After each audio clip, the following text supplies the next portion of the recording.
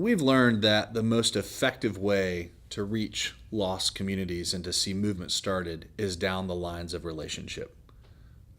Pursuing people in your oikos and on your oikos map, friends reaching friends and family members and coworkers and so forth. But there's times where you're entering into a new area and you don't have an oikos. You don't know anybody. And you've got a vision, a strategy to try to reach that community. Or let's say you run out, you've shared with everybody in your oikos, and it's like, all right, am I just done? And an effective tool that we've found, it's helpful for engaging lost communities where we don't know anybody, or you're trying to get a lot of gospel reps, is the Luke 10 House of Peace search. And so we're going to learn about that from Luke chapter 10, verses 1 through 9. So we want you with your training buddy to go ahead and read that passage together. And as you read it, we want you to make two lists. First of all, what did Jesus tell them to do? And what instructions did Jesus tell them to don't? What did he tell them to not do? All right? So go ahead and read through that, Luke 10, 1 through 9, and make those two lists. All right. So what did you guys discover? Let's start with the list of what did Jesus tell them to do? That's right. He told them to go, and he sent them out in pairs, 2 by 2. And that's right. He instructs us to pray. And specifically, he says to pray for laborers. There's many of us who set our alarm clocks at 10:02 every day, praying Luke 10:2, where Jesus commands us to pray to the Lord of the harvest to raise up laborers. So we want to go out praying, but we want to specifically go out praying for laborers. Yep, he tells us he commanded them to heal the sick. And that's right, to proclaim the gospel, proclaim the kingdom.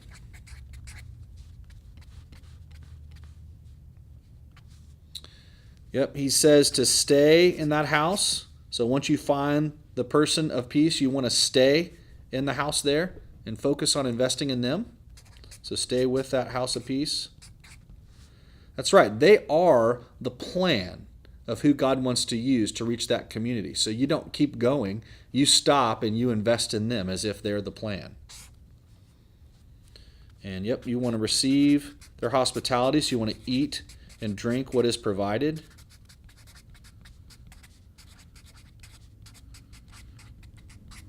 Yeah, if the person of peace, as we saw by the definition, is somebody who receives the messenger, they're going to show hospitality. You'll see people will provide food and drink as you're out in the harvest. And lastly, it says once you find that, you want to declare peace. And this simply means that we go out in love and peace. We're not going out trying to pick a fight or be aggressive with people. We want to go out and be peaceful and loving as we engage the harvest. All right, so how about the list of what did Jesus tell them to not do, to don't? That's right. He said, don't take any knapsack or money, don't take any provisions. Why do you think that he asked them to not take anything with them? Yeah, he wants them to go out to depend on the harvest. If the person of peace is one who will receive the messenger and show hospitality, you want to go out relying on the harvest, relying on that person of peace to take care of their needs. So don't take any provisions. Another thing he said is don't greet people on the road. Is this just hey, let's go out there and somebody says hi and you're just really rude back to them? No, I think that the principle here is it's easy to get distracted. And he wanted them to be focused on the mission. We're finding when we're out in the harvest, we can encounter some people that are they're not interested in Jesus, but they're just lonely and they just want to talk. And while we love them and we do care about their loneliness, we don't want to get distracted. We want to find the people of peace that are really just interested in following Jesus, and then those people can reach those who are lonely. Lastly, it says not to keep going from house to house. You're like, wait a minute, I thought we were supposed to to go house to house. Does this mean we're not supposed to be going house to house? No. What he simply means here is once you find that person of peace, you want to stay with them. Don't keep going to other houses, because we need to treat that person of peace, that house of peace, as the plan for whom God wants to use to reach that community. So stay there and focus on them. All right?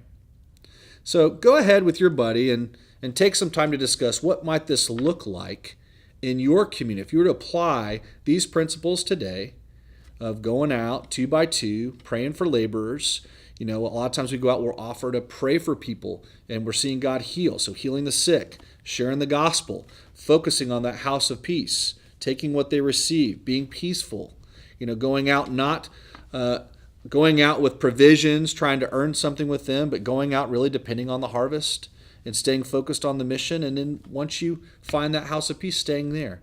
What would that look like in your context, in your community that you're trying to reach? Go ahead and discuss that with your buddy.